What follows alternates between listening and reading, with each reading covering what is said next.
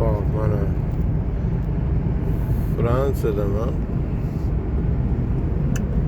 Tog'li rayonlari.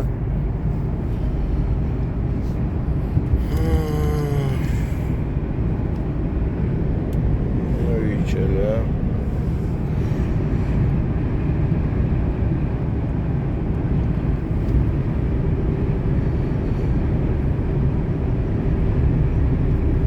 Prosta manzara chiroyli.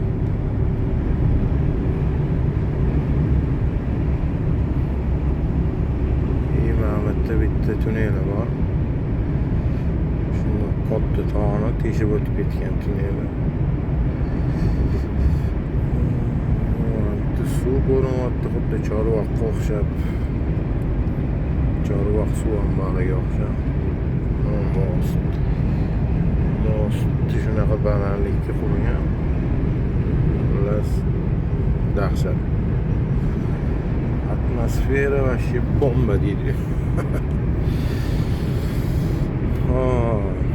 Mana shu yer toshli tog' teshib o'tgan tunel.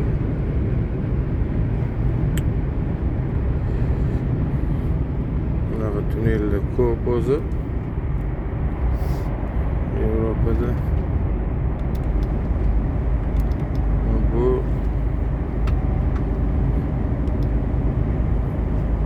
ancha qiyin bo'lgan bundan teshish, chunki juda ham qattiq tosh bo'lgan. Shuncha uzunlikda teshish oson ish emas.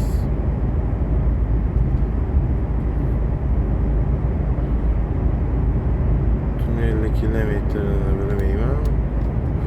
Necha kilometrligini, normalniy kilometri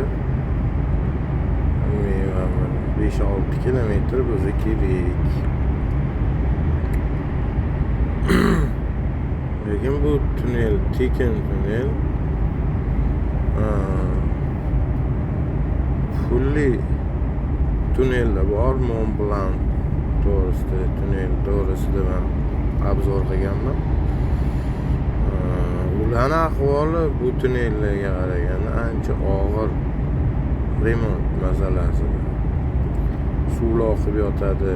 Shu 70 nechinchidir yildagi pojarlar hali izlari qolgan haligacha. Bu mana tunelni ancha akkuratniy qilib qo'yishgan. Haqiqiy Yevropaning tuneli mana shunaqa bo'lishi kerak. Shunaqa gap.